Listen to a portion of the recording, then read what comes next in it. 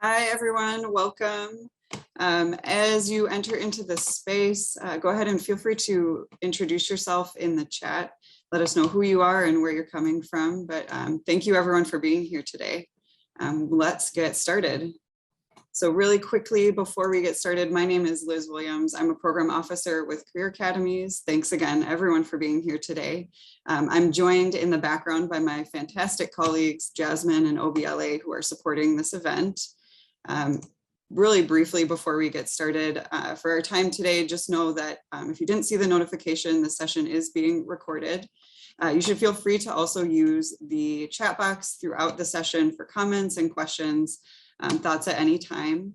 And as always, you can connect with me and our team at any time, either via email or in the chat. So feel free to connect with us that way.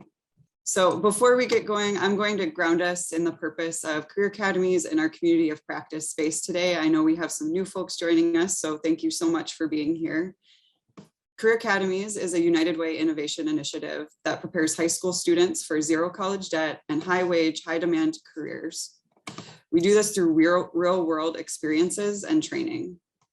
Our Career Academies team partners with school districts across Minnesota to provide specialized funding, technical assistance, and coaching, and opportunities for learning and connection, like the community of practice that we are at here today. We really focus on building sustainable career pathways across education and employment systems, and together with our amazing partners, many of whom are here today, we work to ensure that students have equitable access to college credits, rigorous and relevant curriculum, and meaningful and supportive work experiences. Today, our community of practice is focused on two of our core pillars in Career Academies: curriculum that's rigorous and relevant to our current economy, and meaningful and supportive work experiences for young people. In Career Academies, we can really only do our work by listening and responding to what's happening in community. And specifically guiding this session today is that we heard from you all that there's an increased interest on entrepreneurship. From communities, we heard that from school districts, and we also have been hearing that directly from students. In addition, in our community of practice space, we really strive to center perspectives that many of us in the education field don't always get the chance to hear from. And so today we'll hear from someone who is steeped in economics, business, and finance, and brings a clear vision for equity, which is really critical to the work that we do. So lastly, as many of you are entering summer, which is hard to believe because we are nearing May somehow, we know that you'll be supporting students that are engaging in internships and work experiences. And some of you might actually be enjoying some planning time over the summer. But I invite you today to listen reflectively, engage deeply with our presenter and others in the session, and consider what you might change or grow in your own practice or policy to better support the young people in our community. So really roughly, here's an agenda for today. I will just highlight that we officially end the meeting at 3:30, but you should feel free if you had a question or wanted to connect with us afterwards. The 3:30 to 4 time will be sticking around. So if you want to connect, you can stick around as well. I am thrilled today that we all are going to have the chance to learn from Elaine Rasmussen, who is our keynote speaker for today. Elaine Rasmussen is the founder and CEO of Social Impact Strategies Group, which is a Black and Native-led certified B Corp social enterprise. Social Impact Strategies Group provides consulting on impact and racial equity in finance, healthcare, tech, and philanthropy. Rasmussen's clients include Allianz, Frontier Incubators, Beta MN, Swift Family Foundation, and Greater Twin Cities United Way. And Rasmussen was named 2020 Finance and Commerce's Top Women in Finance, AARP and Pollen's 50 over 50, Real Leaders 100 Women in Impact as well. And Rasmussen's board service includes Minnesota Diversified Industries. Rasmussen also serves on the investment committees of Opus Group Foundation, Nexus Community Partners, and Swift Foundation. So I know that you're all probably very excited to hear from Elaine, even before that bio. But I will just also say that as I was kind of crafting the session for today, Elaine referred to me by multiple people across multiple sectors and backgrounds, and honestly, folks from just about every geography in Minnesota that you can imagine. So Elaine, we are thrilled to welcome you to our Career Academies community of practice space today. Thank you so much for being here with us. Thank you. Wow, that was some, thank you for the kudos. That was amazing. Wasn't expecting that. So thank you so much, everybody, for taking the time to spend with me. I know you have many competing priorities, and just spending time with me is optional. So I'm just so honored that you've chosen to spend this time with me. And thank you to Greater Twin Cities United Way for allowing me to come and spend some time with you. So as we talked about, we're going to be talking about entrepreneurship, and we're going to take you through a full spectrum of that. My intention, hopefully, is not to necessarily browbeat anybody about any of the topics, but I think what I do plan to do is give you some really good context and framing, and then talking about uh, how we can think about entrepreneurship as well as youth development in a very different way. But also, normally, if you've ever heard me speak, I very much like to be interactive. But because of the topic and because of the mechanism that we're using, I won't be doing as much interaction as I normally would like to. So my apologies for that. But if we were in a space together, I'd have you all moving around and talking. And so I hope you at least take this time to really dedicate yourself to the screen. And but there will be a little bit of interaction. And please know you can put your questions in the chat box. Liz is going to be helping me manage the chat box and make sure that I address your questions, or there is a Q&A at the end. So if you want to write down your questions and think through them a little bit, totally understandable. There will be a dedicated Q&A session at the end. So I'm going to try to be mindful of time, but I also want to admit that I am a fast talker. So if you need me to slow down, you will not hurt my feelings by saying, hey, what was that again? I need you to slow down. Once I get involved, I'm a very passionate speaker, and I just start to my words start to run away from me. So let me walk you through our very brief time together. We just did some welcome and introductions. I'm going to actually talk to you about the system, because I think it's really important to understand, how did we get here? Many of you all, especially Greater Twin Cities United Way, are here to close disparity gaps. But can you really close that if you really don't have a grounding of how we actually even got here, right? And how we got here show up every single day? So I'm going to walk you through a practical a practical perspective that might really bring it home. And I think it's also important because sometimes there are folks who don't understand what we're talking about when we are talking about allyship, when we are talking about racial equity, when we talk about closing the disparity gaps. So I'm hoping that I can provide some insight and maybe stories or a lens that you can share with colleagues to think about this from a very different perspective. Then we're going to talk about entrepreneurship. What is it? Who are entrepreneurs?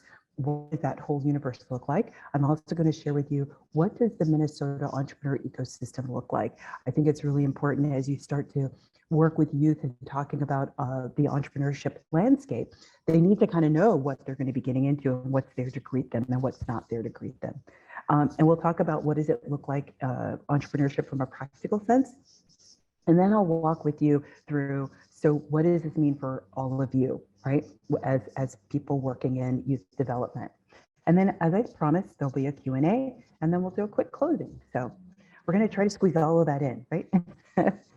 So a little bit about me. Thank you, Liz, for that amazing introduction. I'll tell you a little bit about the organizations that I represent. So I have a for-profit company as well as a nonprofit organization. Our for-profit company is called Social Impact Strategies Group. We are what's called a social enterprise, which means that we have a social mission. Our mission is to support Black and Brown founders across the state to help them scale their businesses. And the way that we do that, we decided to do that through a nonprofit. But for 5 years, we did that work as part of our organizational work. So what does Social Impact Strategies Group do?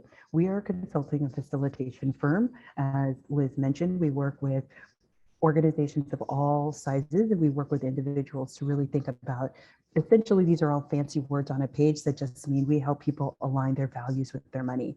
So whether it's a philanthropic investment portfolio, whether it's an individual, whether it's an organization like Greater Twin Cities United Way, who's been a client of ours, thank you.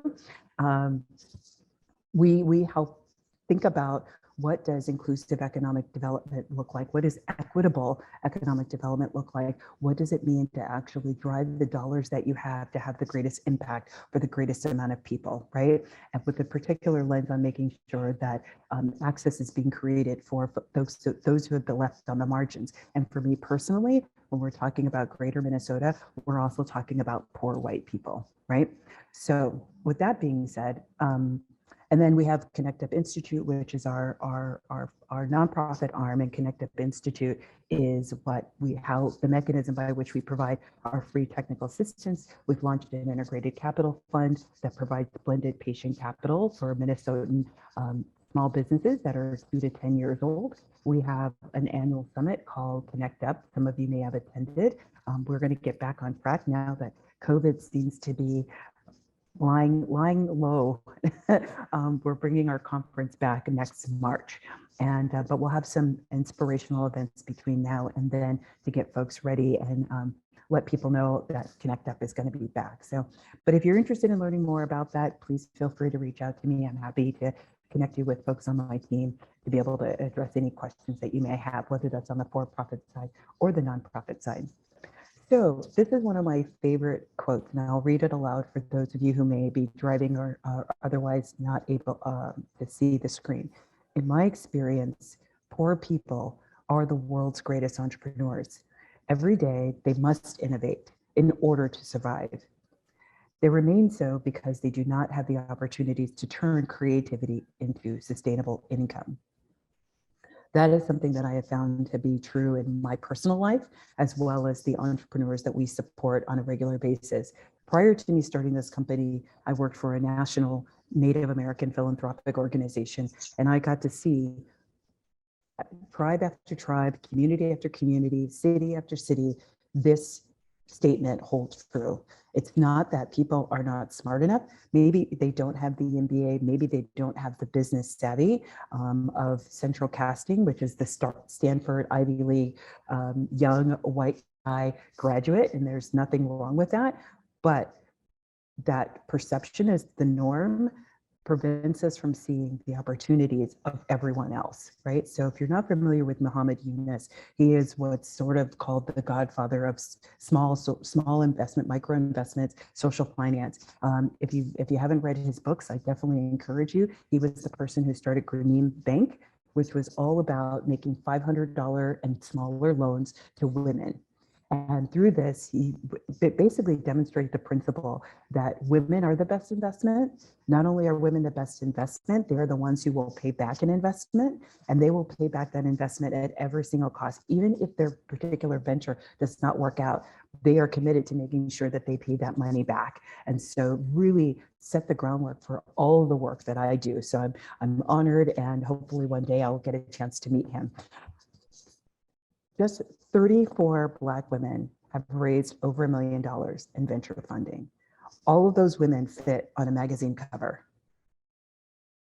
So when we talk about entrepreneurship and we talk about opportunity and we talk about the distinction of focusing on a community, it's once again not to the exclusion of other communities, but to highlight how the impact of overlooked, underestimated women and girls are in the entrepreneur space, right? However, despite all of the data demonstrating for the last at least 7 years, and American Express does a women's small business report every year, and consistently over the last several years, the largest growing segment of entrepreneurs is Black and brown women between 35 and 55. So when we think about how do we leverage resources and how do we create economic development in communities, these are the things we have to pay attention to, because clearly these women are not able to go out and get traditional financing. Clearly these women are not able to go out and get venture capital, because the norm is the Stanford young male white guy. That is looked at as who's the norm. So we really need to do a better job of not only encouraging entrepreneurship and not for the sake of starting a business. And I'll talk a little bit more about that, but that entrepreneurship is a viable pathway. It's an important pathway. It supports our communities. I think 80% of the national GDP is made up of small businesses. So when you think about what does that mean and what does that look like, why are we not paying more attention to entrepreneurship, not only outside of the classroom, but in the classroom? So now I'm going to give you a little bit of grounding, and we're going to talk about, so what are the systems? How did we get here? Because I think that's really important to think about. How do we dream about solutions and innovations? And how do we dream about curriculum design and youth development, as well as how do we design our partnerships? So for any of you who are maybe economics majors, or maybe you teach economics, or you have an economics nerd in your life, there is something that's called the J-curve. Now we often hear it talked about as the hockey stick. And what that term is, it means is it's that the whole idea that what is your investment, that you're going to have to put in an investment before you see a return. And it's at a certain point that investment actually, you're going to see a negative return for a while, but then because of all of the work that you put into it, there's an output that is going to far exceed what you've invested. So that is the basis of economics. If you talk to anybody who teaches economics or works in economics, you will hear this term hockey stick or J-curve. You'll also hear it a lot in investing. You'll hear it especially in venture investing. But when we talk about where does the J-curve come from, it actually comes from slavery. And the reason why this is important is because oftentimes we hear people say, well, why can't, people of color just move on? Why can't Black people just move on from all of this? It's because the structure, when we talk about structural racism, this is what we're talking about. The very fact that the whole premise of economics is based on calculations that were derived from slavery, this is how deeply embedded racism is in this country. And so we have to understand that and acknowledge that to be able to understand how did we get here. And I'm going to show how that gets exemplified. So what does this look like in real time, right? So I'm going to show you the pathway of two different lives. Actually, I'm going to talk about first, there's another economic equation that's called the present day value of money. It's not so much important that you know what it is. None of you are econ majors, right? But the whole idea is to understand that how money works, right? And how is value calculated as it relates to money. So once again, this is a fancy equation. You don't need to know this equation, right? But once again, this is a very foundational piece of finance and how money moves, right? So the future value of money, the present value of money, and these are just inverses of the same equation.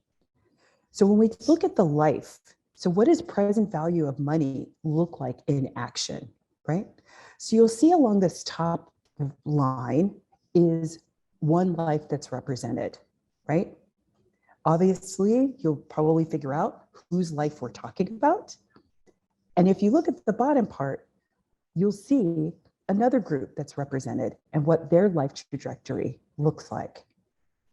So for me, it's really important to demonstrate and outline how we got to the wealth disparity that we are now working to solve, right? Because if we can't understand how this happened, right, in real practical terms, yeah, we can say, yes, GIs who came home, Black GIs who came home were not allowed to buy homes. Yes, we can say there's sharecroppers. Yes, we can say all these things, but if we can't really walk through the life to understand generation by generation, so each one of these bulbs, right, we see the yellow, we see the green, we see the blue, each one of these bulbs represents a generation.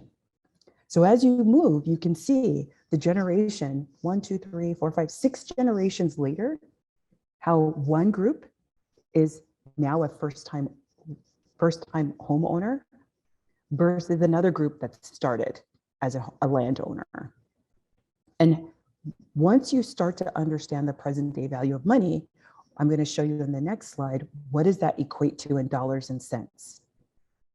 So let's say I've got $100, and $100 40 years from now at a natural inflation rate of 3% is $320, which may not seem like a lot of money, right? But once again, you're accounting for inflation and you're saying, okay, in 40 years, this $100, if I never touched it, would turn into $326. If we took that same $100, using the example we had in the previous slide, over the course of 150 years, turns into $18,000. So if you think about $100 in, 1600, right? What would be the equivalent of $100 in 1600? 100 years from now, 100 years from then turns into $8,000, which for us right now today doesn't seem like a lot of money, but it was a lot of money then, right? So now let's take this way into the future. Oops, let's take this way into the future. Oops. So let's take that same $100 and we go 500 years into the future. The future value of that $100 is $262 million. Now, what I'm not proposing is that that is one person's accumulated wealth, but that does represent the accumulated wealth of a family of that $100. So every person who is a descendant of that $100, who received the benefit of that $100, now has the potential for a collective wealth of $262 million. So this is how we can very precisely see how we get to the wealth gap and how greatly it is clearly defined in seeing the difference between one community over another community. And I don't mean this to make invisible any other community, but what I am trying to demonstrate is how you can apply this to any community. Doesn't matter who the community is, you can start to see markers of like how systematically over time a community gets to where they are when being behind the 8-ball. One of the things I like to talk about is if we're talking about entrepreneurship and we're talking about investing in entrepreneurship, while everybody is on the, like if we use a baseball analogy, while everybody's on the field, Black folks are in the parking lot or maybe on the bus, right?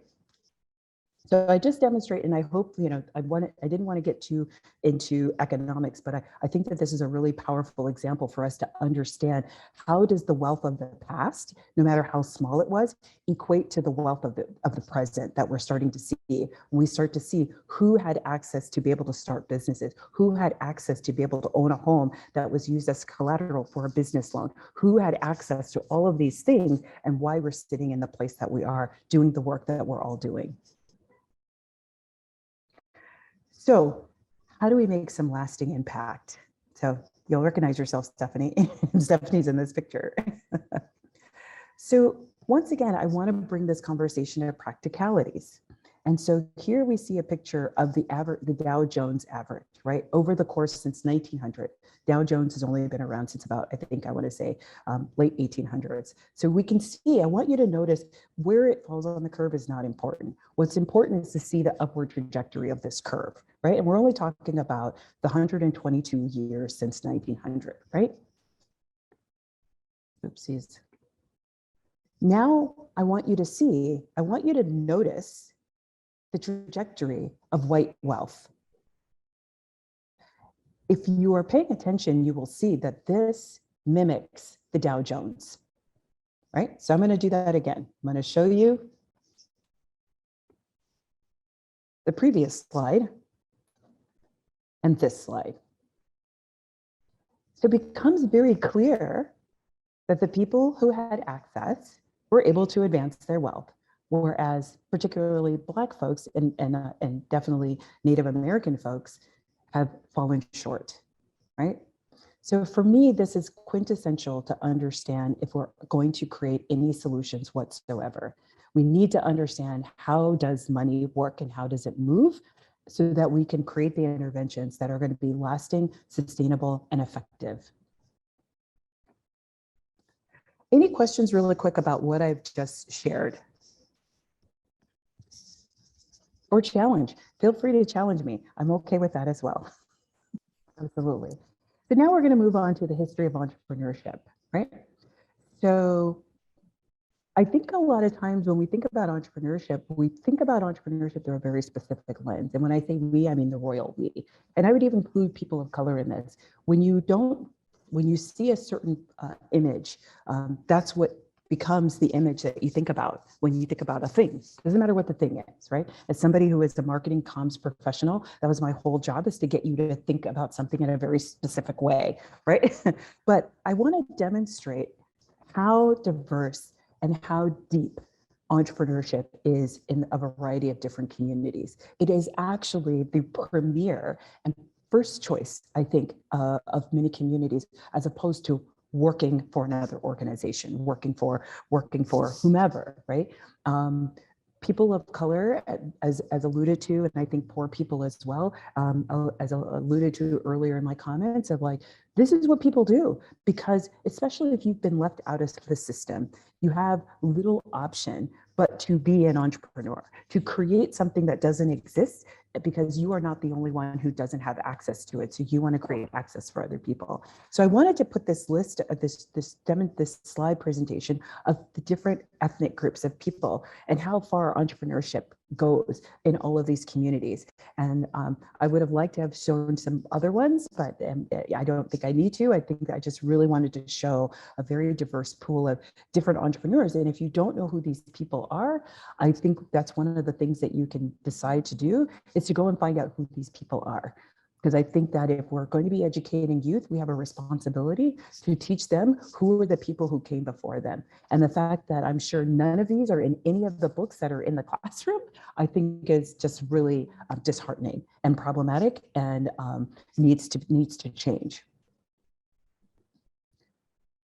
So I really want to talk about, some of you may recognize, you know, there's a case that's often made of like, well, poor people or people of color, they don't really know how to do this, they don't know how to do that.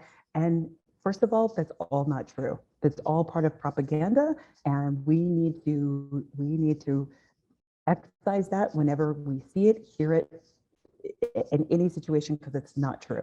While they maybe have a different approach, that doesn't mean that they don't know how to run a business. That doesn't mean that they don't have the aptitude to get smarter about running a business. And we know this to be true. So this is a picture of Black Wall Street in Tulsa, Oklahoma. Some of you may have heard about, it was the 100-year anniversary of the burning of Black Wall Street, but there were thriving businesses in Oklahoma, and Oklahoma is not the only place. Many of you may have heard about the Black Renaissance in Harlem, New York. Multiple communities, or Inkwell, which is the place on Martha's Vineyard where wealthy Black people and not so wealthy Black people went every August. It's still to this day, the first 2 weeks of August, all the Black people descend on Martha's Vineyard.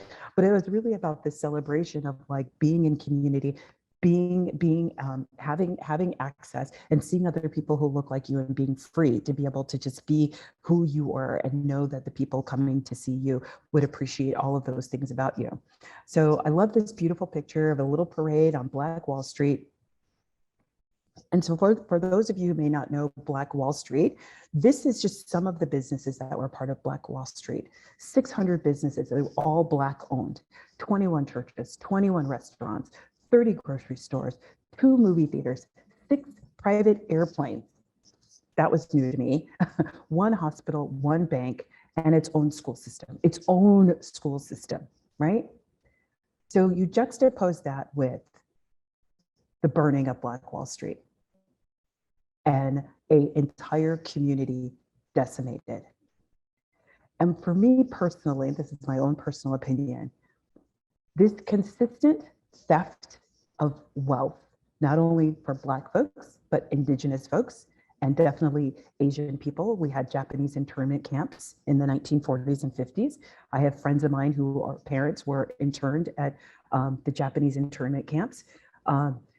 When you have a consistent theft of wealth, leads to what we see today with the youth, and even adults, not just youth, of hyper-consumerism, right? So when you see kids who value their tennis shoes versus a college education, this is the reason why there is institutional trauma that is in our DNA of like, we can't have anything. We are not supposed to have anything. We cannot have anything. And if we have something, it will be taken from us. So I'm going to get those things that somebody can't take away from me. Somebody can't take my tennis shoes. Somebody can't take my Coach bag. Somebody can't take the things But with those things cannot be collateralized and turned into anything. They lose value as soon as they are purchased. So while I wouldn't make the argument that people are walking around thinking about this consciously, right? But it is something that has been fed on by the media of understanding how communities of color have really lost this attachment to wanting to grow because we have a history of having things taken from us for no reason other than who we are and the color that we are. So when you think about having conversations with youth or building programs with youth, I think this is such an important thing that must be understood, because you have to understand the disconnect between wanting something that's invisible, like wealth creation, like college education, like building a trade and building a company that's built off of your trade or some other opportunity, versus the stuff. This is some of the stuff that comes into play of why they are thinking the way that they're thinking and why they may not be as open to some of these opportunities, because of all of the tapes that they've heard, not only of themselves, heard in history, but the media, their grandparents, everything that's come before. So this leads to, then who is an entrepreneur? And I would say that if you've done any work in the entrepreneur ecosystem, you will probably notice that it's very homogenous. There are not a lot of people of color in the entrepreneur ecosystem space, right? Which makes it really difficult when you're talking to youth and trying to find places and spaces to be able to promote entrepreneurship, right? And so, but most of the small businesses are people of color, but they're running their businesses. So the people who are reflected in the ecosystem are the people who have jobs that allow them to just work on the ecosystem, whereas the people of color are actually in their business, right? That's changing, and I'm really grateful that that's changing. There's a lot more people who are coming into the ecosystem. There's a Black Women's Wealth Alliance.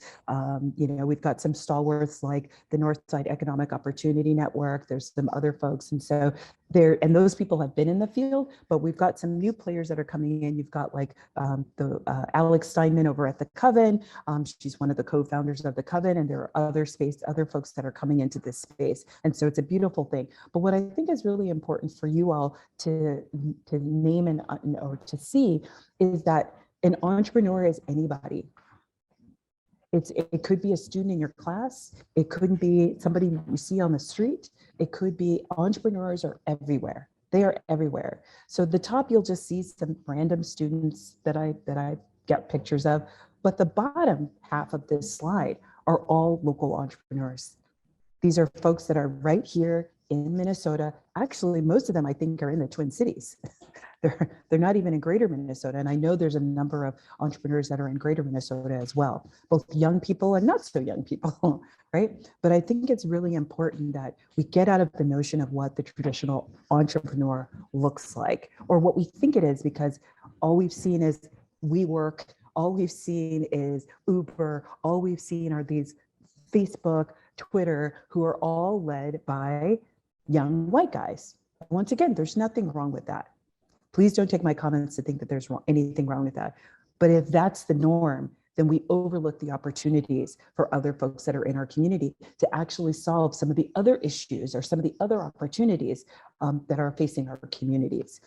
So I really just wanted you to see, like, there's just this beautiful fabric of entrepreneurs that are right here in our communities. We don't have to look very far. They're not these obscure people somewhere else that we don't know where they are. They are literally our neighbors, our friends, our congregation members, all of these things. And this is one thing I love to talk about, going back to what is an entrepreneur, right? If you sell something and get paid for it, you are an entrepreneur, period, full stop, right? And I make that distinction because I think the other part that's important for you all as working with youth around entrepreneurship is how people identify. So there was a recent report done by a friend of mine who was doing her doctoral work, and she asked, I think it was like 400 women who own businesses, what do they call themselves? Do they call themselves a CEO? Do they call themselves a founder? Do they call themselves a small business owner? Do they call themselves an entrepreneur? And I was surprised, but not surprised. But I asked my friend, I said, is there one term that most of the women landed on as far as how they identified themselves? And my friend said to me, I was surprised that the answer was no. She's like, I was hoping that there would be like one moniker, like one title that maybe 50% of the women got behind as far as what they call themselves. So why I think that's important is, if you're not calling yourself one of these things, then how can you see it and recognize it in somebody else, right? If you don't see yourself as an entrepreneur or a small business owner, then you may not go and seek the resources that will help you grow that entrepreneurship venture or that small business, right? So I don't want anyone here to get stuck on the terms. And I'm going to talk a little bit about that a little bit later, but just really thinking about reimagining what is entrepreneurship. And here's the other argument that I would make. Entrepreneurship is not just about selling something. My good friend Stephanie, she talks about being an intrapreneur. And being an intrapreneur is you bring the entrepreneurial mindset into an organization. So what does that mean? So I tell my students, I teach sometimes at University of St. Thomas, and I say to young people, I say, listen, your whole job, I don't care where you're working, I don't care what country you're in, I don't care what continent you're on, I don't care what your job is, whether it's to sweep the floors or whether it's to create marketing material or whether it's to be the executive. Your whole job in any company, in any organization, is to solve problems. And if you can't solve problems, the value you bring to the company is not as high. Just period, point blank. If you can help solve problems, now that doesn't mean you're always going to have the answer, and it doesn't mean that everybody wants to do your idea for the solution, but your whole job is to help solve problems. That's it, pure and simple. And so that's what an entrepreneur does. They bring this problem-solving mindset to an organization, which is entrepreneurial thinking, right?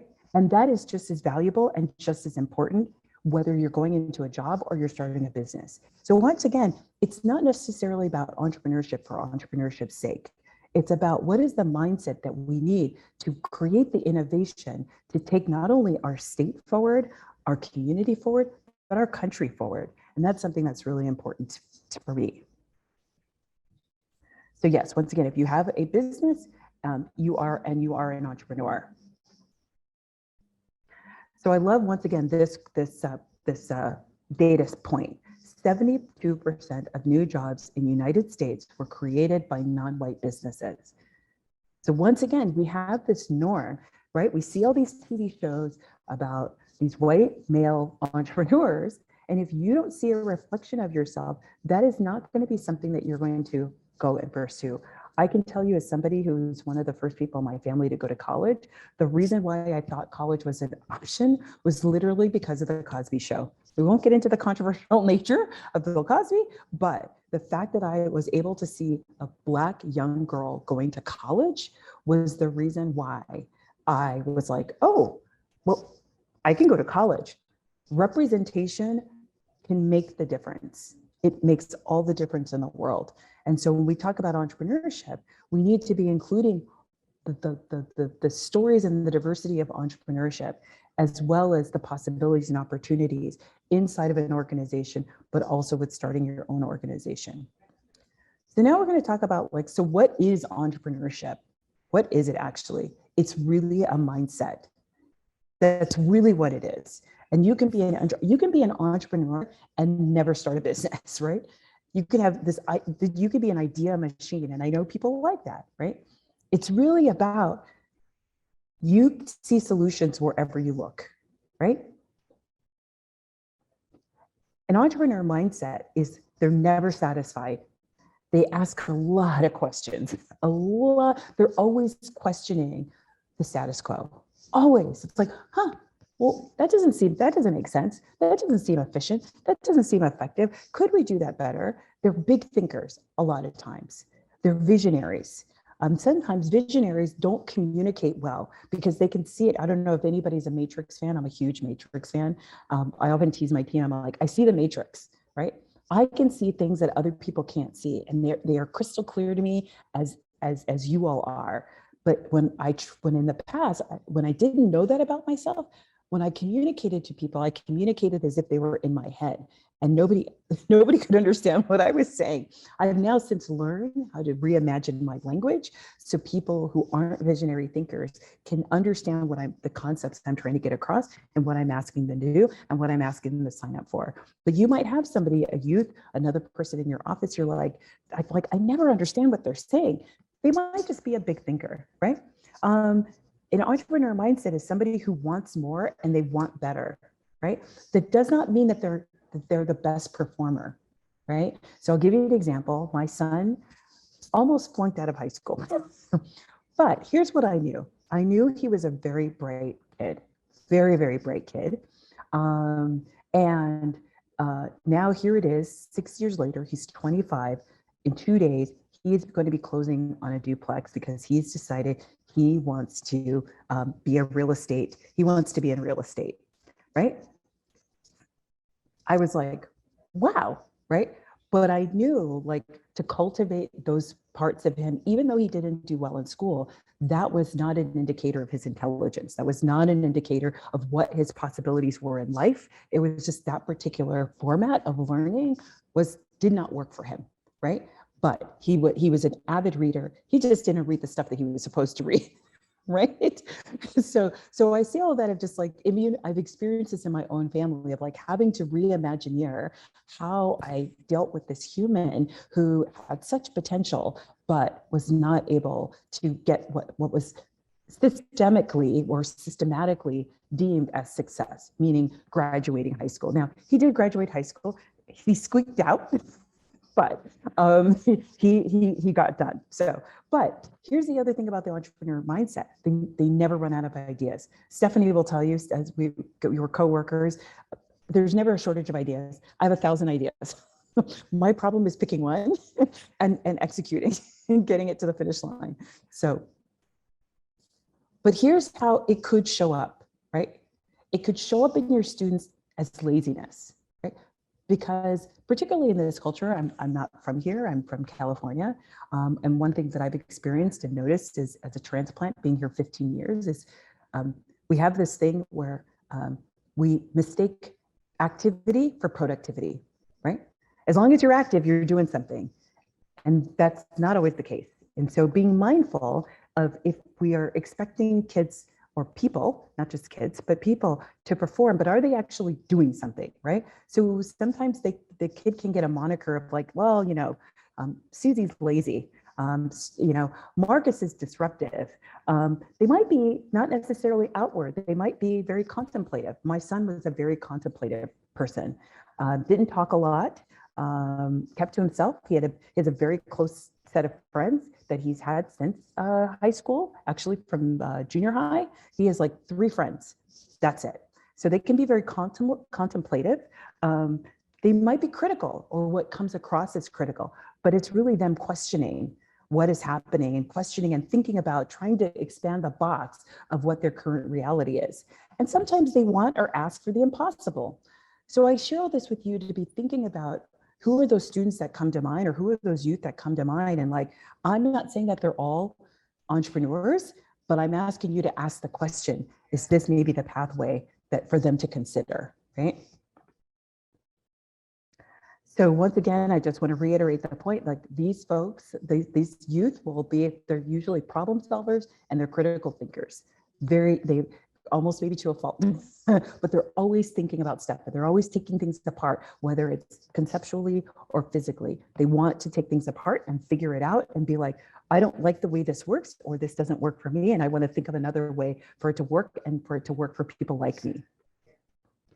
So a little bit, I know we've got about 30 more minutes, and I think I'll be able to get there, but I'm going to talk about the local ecosystem. So now that we've talked about the history of entrepreneurship, we've talked about how did we get to the disparities that we have, and now let's talk about what's the current reality of the entrepreneur ecosystem, because I think all of you, and once again, this is not to insult anybody's intelligence, you may be very keenly aware of what the ecosystem looks like, but I do hope that I'm able to offer you a perspective, particularly as a woman of color business owner here in this community, as well as somebody who works in the ecosystem.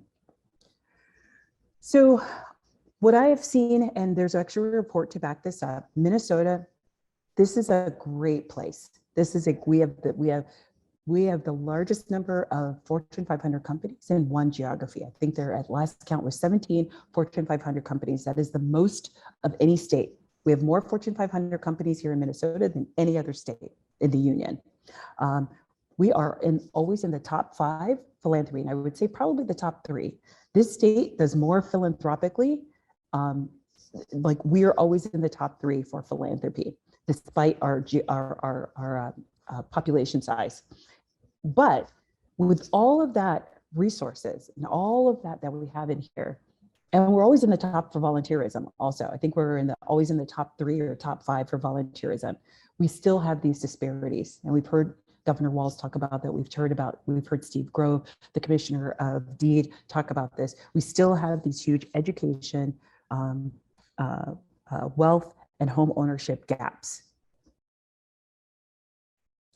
So I like to think about, so this is a report of the entrepreneur ecosystem, if you're interested. The deep dive social enterprise report that was put out, it actually talked about Minnesota was in the top 10 for funding, quality of life, and regulation and receptivity. The upside is the upside was that there were building networks and talent recruitment. Once again, going back to there's lots of opportunity here in Minnesota. The downside is that the majority of the respondents were white, and that was for the 2018 report. The 2019 report was a little bit better. They had 6% more people of color filling out the survey. But once again, why this is important is because while this is a really great that Minnesota is such a great place to be an entrepreneur, clearly it's a great place for a certain group of people, right? Because if you're not asking other groups, you're not going to know what they really think of what they are really experiencing. So once again, as I'm sure all of you can appreciate, data is super important, and disaggregating the data to understand who's participating so you can find out where are the gaps and be able to address those communities, or at least be able to do follow-up to understand how is the information that you're receiving different than the experience of that particular community. So once again, there's some great things about our ecosystem. There's some not so great things about our ecosystem. But here's our analysis. We like to think about this as a baseball game. So we don't have enough players in the ecosystem, right? So when we think about a baseball game, we have lots of resources that get you from home plate to first base. If you have an idea on the back of a napkin, if you are like trying to figure out who is my customer, if you're trying to figure out what could my business be, if you want a small business grant to be able to explore what this looks like, and this is not an exhaustive list, but I just wanted to show you there's some great resources out there. And we also have some great resources if you're already on third base. So we have META, we have Women Venture, we have Sophia Fund, and if you're a tech business or if you're a medical device business, this is a great community. However, what's missing is everything in between. How do you move from first base to second? And how do you move from second to third? Because it's in that space where businesses scale. It's in that space where people can hire more people and give them more jobs. It's where people start to build intergenerational wealth. This is the place. However, besides Connect Up Institute, I think there's only a handful of other organizations that work specifically in this space, and we need more. We call this the missing middle of entrepreneurs. Those entrepreneurs who want to move out of producing in their home, they want to get out of producing in their garage, and they're trying to get to the next phase so they can then move to the next phase, which is getting their product on the shelves of Target. Those missing middle of entrepreneurs are typically people of color. They are people in the queer community. They are Native American people. They do not have access to capital. They're not big enough to be able to get a loan. I literally had a person in my office this morning who was like, hey, I need to get a $100,000 loan so that I can hire more staff so I can grow my business. But because of the nature of their business, a bank is not going to give them money. They don't have friends and family capital. So going back to that trajectory, that life trajectory I talked to you about of like the wealth gap. If you don't have a home, you don't have anything to leverage. You have very little to leverage to be able to get to collateralize a loan to be able to help your business. And you can't gain the necessary credit to get working capital for your business to grow. But there's also a missing middle of knowledge and networks, right? So even the ecosystem is very siloed. The current ecosystem is very siloed.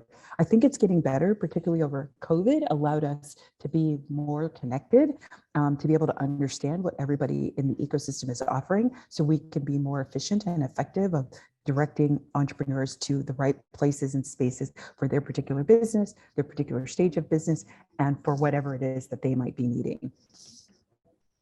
But there's also a missing middle of capital. So once again, I talked about, getting to first base. You might need $2,000, $3,000, $4,000. You might get that from if you're lucky, you may have a 401k. You might get that from a loan, some other kind of mechanism, maybe a friend, or we have some places in town. There's the Finovation Lab Fellowship that provides you with a living wage, a stipend. And then we have venture capital. So we've got Brown Venture Group, they've been capitalized with $10 million of capital. We've got Gen Equity, we've got, like I said, Sophia Fund, we've got Community Development Financial Institution, who will start to give you a loan at like 150,000, right? But what do you do in the middle? What if you're like, I need 30,000 to buy this equipment that'll allow me to triple my production? There's not a lot of places to get that kind of capital. So here's just a little bit about like what's happening in the entrepreneur ecosystem that's found around the missing middle of capital. So this was a survey that we gave out to the people who attended our conference, and we found out that 85% of the capital that was deployed by the people who were attending our conference, and these are people who are investors, that most of their money went to either 85% of the people didn't know, or said that none of their capital was being deployed to non-white entrepreneurs, right? And then when we talk about the capital gap, going back to what I was saying before, this proves out my point, right? There's capital if you need less than 25,000, but as you move through, there's less capital available, right? There aren't a lot of places and spaces that are providing capital above that $25,000 mark. And we need more capital in that space versus the venture space, which is where a lot of the capital in our ecosystem is going right now. And I literally just had this conversation a week ago with Commissioner Grove around, we need solutions downstream from venture capital, right? Because if there's no capital there, they can never get to venture capital, right? And we're still gonna have those 34 women on that cover 5 years from now, right? It'll be the same 34 women. So what are the things that need to happen? So for me, we have to agree on where we're going. We have to agree on like, what is it that we're trying to build? We have the potential to make exponential impact, to make Wakanda a reality, but we must first agree that Wakanda is the goal. So I was sitting on a committee it was the same conversation with Commissioner Grove, and he had some people around. This was part of the governor, it was a governor committee call, and I said, listen, what I'm not hearing in any of this conversation or any of the other conversations is what is it we're trying to build? You're asking us for all this advice and you're asking us for these solutions, but what is the goal that you're trying to achieve? Like, what does success look like? If we get to the end of this and we've done what we said we wanted to do, and we're 100% successful, which I think we can, what will we have done? What would we have built? Because that answer will tell us what are the strategies and tactics that we need to get there. Otherwise, we're just going to keep throwing stuff up against the wall, and then we're going to wonder why nothing is really sticking and nothing's really working, right? Well, there was no plan. There was no destination. Have you ever tried to go someplace and not have a map? Go someplace where you've never gone before, and you're like, I'm just going to wing it. I'm just going to head north, right? Like, you'll be driving around, right? Well, we seem to keep doing the same thing in our economic development. We just keep driving around and hoping that something's going to work out, as opposed to like, let's create a vision and make sure that the decisions and the things that we do are working towards that vision. Doesn't mean it's going to be easy. Doesn't mean that we're all going to agree, but if we can all agree at least on the North Star, what is that? Is it that we want 500 $1 million revenue plus businesses? Okay, that's fine. Led by people of color? and by people in greater Minnesota? It's fine. Let's put our stake in the ground. By 2030, we want 1,000 businesses that have been in business for 3 years or more. All of their employees have health insurance. All of their the entrepreneur is actually paying themselves a living wage. And that's our goal, right? What gets measured gets done, right? And so if we are saying that this is what we're going to measure, then we have something to guide. Now, it doesn't mean that we can't necessarily adjust the plan, but we don't even have a plan. We just keep asking people for their advice and for the solutions, and we have no idea where we're going. So here's what our answer is. And this is perfect timing because we've got 20 minutes left, so we'll have plenty of time for Q&A. So as it relates to educators, and these are suggestions, right? Not prescriptions. For educators, I need you to honor the legacy of people of color in business. And so what does that mean? Be mindful of your own judgments of disruptive youth, right? My brother was one of those people who was deemed as disruptive, right? Are we hanging monikers on our youth because it makes it convenient for us to put them in a box, right? As opposed to actually, and I don't want to say that any of you are doing that, but I've experienced and I've seen that even with my own son, of being put in a box and then never being released from that box, right? As opposed to what needs to happen? How can we change the situation around?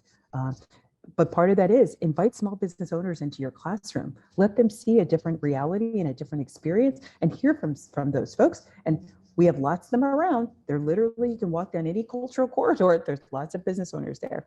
Attend local ecosystem events. Start to meet the people in the ecosystem so that you can connect you'll know those people and you can connect your youth to these people directly, right? Follow Connect Up Institute on social media. We're always announcing stuff. Some of our stuff is for youth, so we'd definitely love to get youth engaged. If you're a program developer, connect with subject matter experts. Review your curriculum, your reading materials to ensure that they reflect the diversity of entrepreneurship, right? I went to a conference a couple of years ago. Stephanie was with me.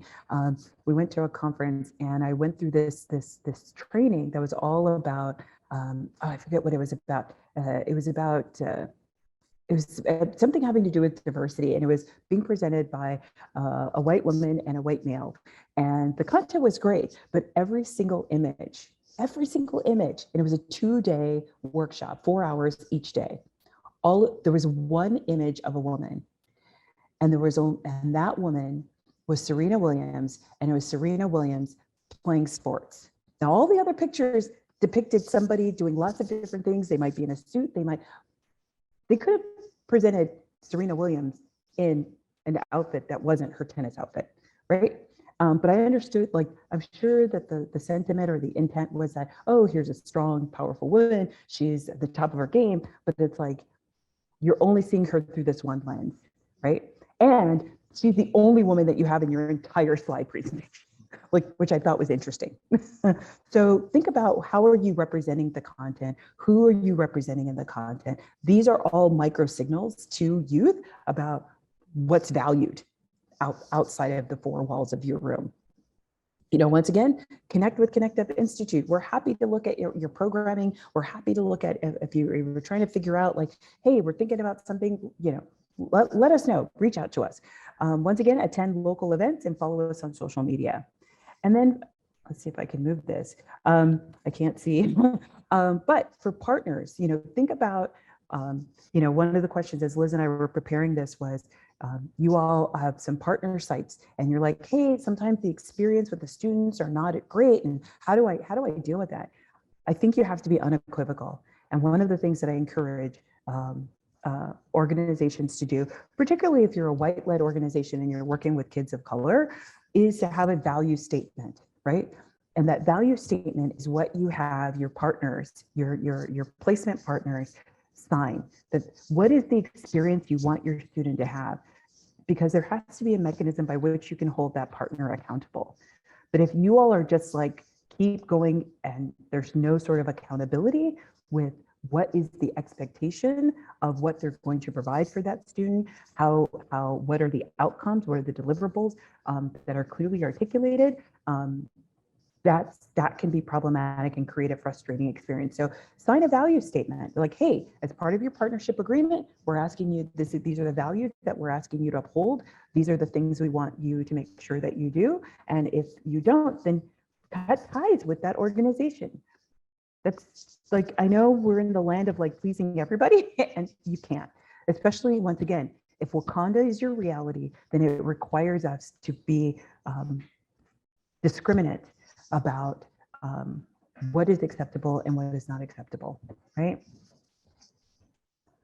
So once again, I love this quote: if you can fly, then run. If you, let me move this. I can't, oh, sorry. If you can't fly, then run. If you can't run, then walk. And I can't read the rest of this because the Zoom is like right over the middle. But you get the idea. The whole idea is like, this is not easy work. I applaud all of you.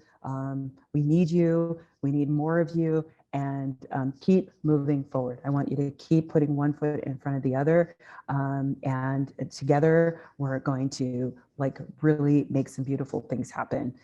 So with that, I'm going to open it up for questions, and I'm actually, yeah, I'll open it up for questions. Liz, I can't see the chat box, so.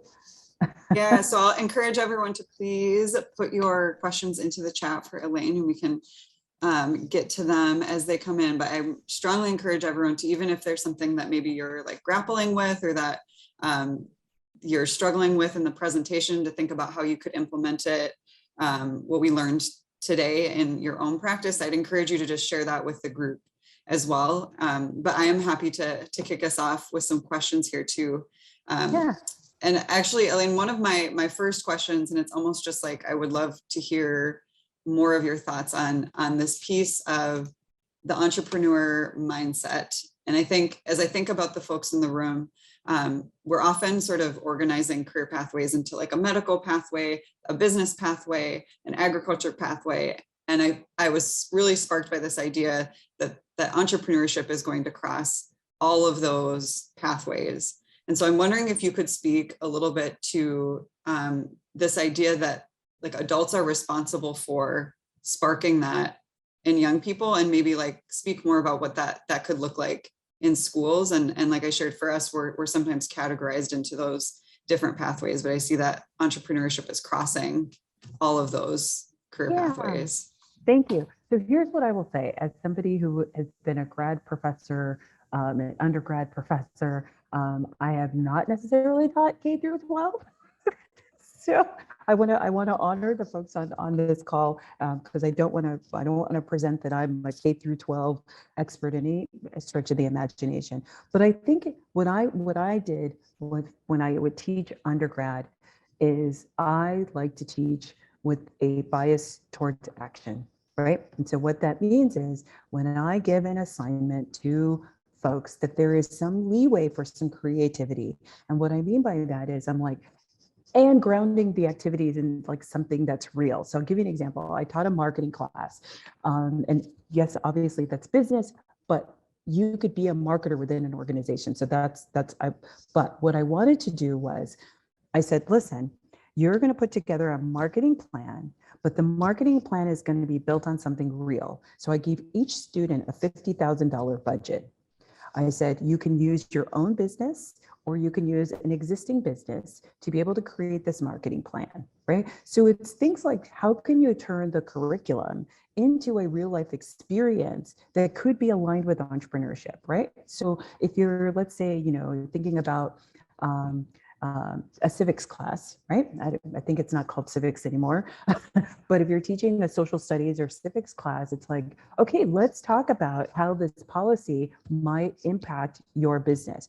How does this thing that we're studying impact you as an individual, as a business owner, and give the kids like, okay, different roles. Like, you're going to be a parent that does that. You have 2 kids, you live in this area. how do you think that this policy impacts you? You're an entrepreneur that's in the city, like, you know, and so giving these, I'm really much of like interactive, like how can we bring people to bring their experience into the room as opposed to me being the sage on the stage, right? I'm not a big fan of that. But I think that it takes a little exercising of the brain, because I think my personal opinion is our current education system is really about regurgitation. And I don't know that it's our current pedagogy has caught up with actually how students are learning nowadays. So how can you all, with your planned curriculum, which, you know, I don't know how much influence you have on that, how can you create activities that still get the curriculum across, but actually help that critical thinking part to be able, like right now, I'm just telling you, I have college students who don't know how to critically think. They are working in my organization and they do not know how to make critical thinking. And what I mean by critical thinking, it's like, how can I make this better? How can I make this more efficient? How can I put these pieces together? I have one student worker, love her to death, but she overcomplicates everything. And I'm like, like, this is really simple. You're making this way harder than it needs to be. But yeah, I just think, you know, incorporating more activities, incorporating more of the students' experiences in the classroom, all of that will help. I hope I answered your question. Did I answer your question?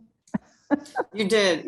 And I think some of the things that I was hearing are really around like student agency and student voice. And I think as you were sharing some of your thoughts, we would hope that our young people feel like invested in by the adults that are leading them. And I think we're, you know, in this audience, we have some of the folks in school districts who are actually pushing the envelope and have that entrepreneur mindset, I think already, who are testing things and changing. The question we have in the chat is, for you next is, do you have sample mission statements for organizations looking to share with their industry partners? And I think if you don't, you know, have a specific example, maybe just thinking about like what needs to be in that kind of mission statement. And especially, you know, Elaine, you're here because you're not K-12 expert, and we're trying, you know, we're making that bridge. So I think if there are pieces of that question that are sort of from more of the business side of that, of what they might be wanting to hear, would love to hear that too. So I will say this, a couple of things. I've got like 1,000 thoughts going on my way. First of all, on a practical standpoint, if you go to honeybook.com, it will help you create a mission statement. So I think that is a great tool, because it's free to your kids. You're like, create a mission statement for your life, right? So Honeybook, they can get on the Honeybook. They don't even have to sign up for an account. They can go in, they can drop it in, and it will help guide them create a mission statement, right? So I think that could be a really fun activity, right? For me personally, I would not, mission statements are great, right? What's more important to me is the values. So our values are like, we have 360-degree compassionate accountability, which means you will be checked and I expect you to check me, right? So even with our clients, like I've had to fire a client before, right? Lovingly, but you are fired, right? So you know, one of ours, we just actually updated our on our for-profit side, we updated. We're like, no half-stepping. So if you're a big Daddy Kane fan, you'll know what I'm talking about. But the whole idea is like, don't do anything half-assed. If you're going to come and do the best. And from that informs our mission, right? I like to start from my values. And once again, first of all, actually, let's go back. I like to start with the destination, which, and then how does it show up operationalized every day? Those are the values. And then what's the outcome? That's the mission, right? So that's how I like to think about it, which is a little, I think, backwards than our MBA friends like to think about it. But this for me is, you know, me being very, very grounded in my identity and who I am. So like one of ours is respect. We respect everybody's identities, all the identities that they hold, and where they are and where they come from. Like and that helps us right swipe and left swipe, not only on the decisions impacting the company, but how we're going to deal with disciplinary action even within the company. Thank you for that. I'm wondering, my next question is, there's a comment in the chat, so I hope you saw that, Elaine. One of the sort of realities that we have in Minnesota and in education is that our teacher workforce is majority white women. And I think as we think critically about our own identities in this space and thinking about creating connections with local businesses and wanting those local business connections to also reflect a more diverse connection and more diverse reality that represents our students.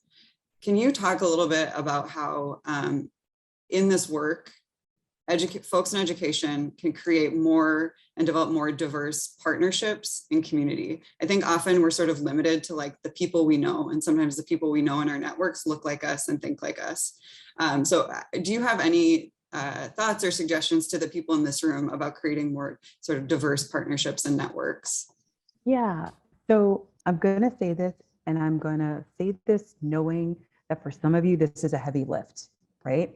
So the only way to do that is to go to different places and see different people, right? Like literally. But there is another part of that. The other part of that is we have so much technology that's available to you. So go on YouTube. If you have a Netflix account, watch a movie about a culture or a set of people that is not your own. Watch something that is not something that you would normally watch, but that represents a community that you want to understand better, or you want to know more about. But also remember, no community, including white people, is monolithic, right? So while you may enjoy a television show, a movie, a book, a piece of art, that is not representative of everybody in that community. It is a sliver of representation, right? So if you can keep that in mind, that's important. But for some of you, I was just talking about this on another call, relationship building for me should be part of your performance metric. What relationships are you cultivating? Who are you cultivating? Like how many relationships did you cultivate? Like new relationships did you cultivate? You are going to have to, if you want to know more about Native people, you're going to have to go to the powwows. We have plenty of powwows here in the cities. You don't even have to go someplace else. There's at Fort Snelling, there's the Native American Diabetes, I think it's Diabetes or Heart Association. They do their powwow of hope every year. It's beautiful, it's amazing, go, right? So I think that there are things that you can do that are simple things of getting outside of your comfort zone. But as far as the only way you're going to meet other people is to meet other people. There's no substitute for that. I think COVID has put a exclamation point on that. We've just got to do it. But here's what I will say, and I will share this story, understanding that it, trigger alert, okay? I had a friend of mine, I was in a fellowship, it was a diverse group. A friend of mine, a white woman who I befriended as part of this fellowship, came up to me. She's like, "Can I ask you a question?" And I said, "Absolutely." She says, "Everybody keeps saying to me, I need to do the work. And I don't know what that means. I have no idea what that means." And I said, "Okay, that's a very valid question, right?" I said, "That's a very valid question. It's hard to know when you have no idea, right? What that means and what that looks like." And I said, "Here's what I will say to you." I said, "Where are your people from?" She's got blonde hair, blue eyes. I said, "Where are your people from?" She says, "My people are from Ireland." I said, "Okay, let me ask you this." I said, "Do you speak Gaelic?" She's like, "No." I said, "Do you cook traditional Irish food?" She said, "No." I said, "Do you do any celebrations or ceremonies that are unique to Ireland?" She's like, "No." I said, "Do you," like, and I ran through this list of questions and I said, "Okay, do you understand that whiteness, when we talk about white, we're not talking about a color, we're talking about a construct?" And she said, "Yes." I said, "Okay. So what you need to do is you need to figure out, when did your people become white, right? When did you systematically, when did your family systematically start to strip itself of its Irishness, right? Because it is through understanding how your people decided that they didn't want to be Irish anymore, it's how you can start to understand the constructs that systematize oppression today, right? And I get it. Irish people were treated like Black people. They were considered dirty. They were considered nasty. Nobody wanted to give them jobs, right? So at some point, your people decided that they were going to stop speaking with an accent. They're going to stop cooking Irish food. They're going to stop doing all those things because they wanted to fit in and conform. And that's what we mean. So those systems of oppression that made you strip your identity, those are the things, those are the systems of oppression that are on people of color on a regular basis. But I can't just change my color. I have to walk out, I have to leave the house like this. I don't get to turn it off and turn it on, right? So starting from your own personal story, can you start to begin to understand the story of other communities? So once again, I don't know if I answered your question, but that's my answer. You did, and I think, Elaine, that's a powerful challenge also to our group, so thank you. My last question for you before we start to wrap for today. So in Career Academies, we're really focused on wealth building ultimately, right, is our ultimate vision, wealth building in communities of color and low-income communities, and doing that through the innovative education that a lot of the people in the room here today are working on. So I would like to get your thoughts on how you define wealth building for yourself, and maybe thinking about some of the alternative ways within entrepreneurship and business ownership that folks are thinking about wealth building beyond the dollar amount, which is certainly part of wealth building, but would just love your thoughts on that as sort of a closing here. Yeah, so, and while we're doing that, I'm going to put this slide up because I would love to hear from folks. Once again, I shared with you all, I have a bias towards action. So I'd love for everybody in the chat to put something, what's one thing that you're going to do in the next 3 months as a result of this conversation, right? And so I'll answer Liz's question. So wealth building to me, so I'll tell it once again, I love telling stories. So I remember the first time, so first of all, I grew up poor. I shared a bedroom with my brother until I was 17 years old. I had the good fortune of having a mom who worked 3 jobs to put me and my brother through Catholic school. But we were still very, very poor. There were days we were evicted. I didn't know where I was going to sleep. So a lot of housing insecurity, a lot of financial insecurity. So I wanted to give that backdrop. So I remember at one point in time, I think my son was maybe 4 or 5 years old.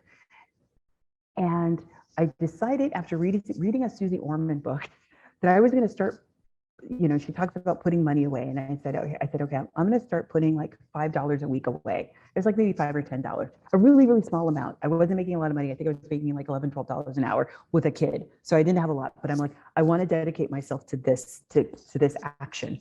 So what I did was I started putting money away. Like I said, it wasn't a lot amount. It was maybe like $20 a paycheck, something simple, right?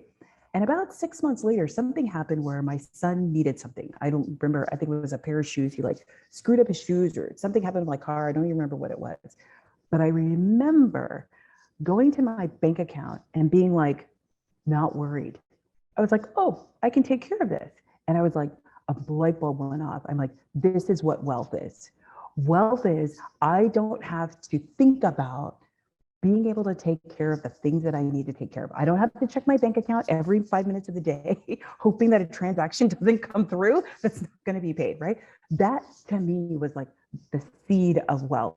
And then everything grows from there. Plant that seed of like, oh, it's not so much about I have X millions of dollars in the bank, or I'm driving this kind of car, or I have this kind of house. It's that I can take care of the things that I need to take care of, and I don't have to worry, right? That I could write that check and not have to worry about checking my bank account before I write that check. And then that's the seed. And then everything else is a decision. So I was literally talking with some Native women about entrepreneurship a couple of weeks ago, and I said, listen, it's okay if you want to have a business that only makes enough money to pay your bills. It's a side hustle, whatever. That's fine. It's also okay if you want a business that is a $50 million business. That's okay too. But decide which one you want. Because once again, the road to get there is very different. But it is your choice, and be okay with the choice and keep moving one foot in front of the other towards that choice. So for me, it's really about one, that your zip code and your zip code does not determine your outcomes. Two, that you've chosen the outcomes that you want. And three, that you have the resources and the means to be able to make that a reality, or that you are on a pathway that of access to making that happen. So that's what it means to me. Elaine, thank you so much for being here, for that last share. And I'll just pass it to you for any final closing thoughts before we wrap for today. No, thank you again for the opportunity. So appreciate all of you for spending your time with me. I really do. It means a lot to me. You don't have to listen to me talk. So the fact that you're taking time out of your day to listen to me is just really fills my heart, and I appreciate all the work that you are doing. I know sometimes it's a thankless job, and you are valued and admired, and we don't pay you enough. Thank you so much, Elaine, and I hope that folks will keep popping in the chat and sharing something that they're either thinking about for the future or going to change, or something that you're going to do in the next, we'll say like couple weeks. Thank you everyone for being here today. We do really appreciate you taking the time to be here. I'm going to pop in the chat a survey, and I hope that before you all head out, I'll get the link in there, that you will take the survey, and that really helps us sort of evaluate our sessions and set the schedule for next year, because we are already at the end of our school year. So this was our final Career Academies community of practice for the school year, which was a great session to go out on for summer. But our next session will be September 27th from 2 to 3:30 p.m. You will get a link to that to register for that meeting in a follow-up email. But thank you again, everyone, for being here today. You can always reach out to myself via email or in the chat. If you want to directly message me, I'll hang out for a little bit longer. But we appreciate you taking the time to be here today, and look forward to seeing you in the fall or sooner if you'd like to connect. Thanks, everyone.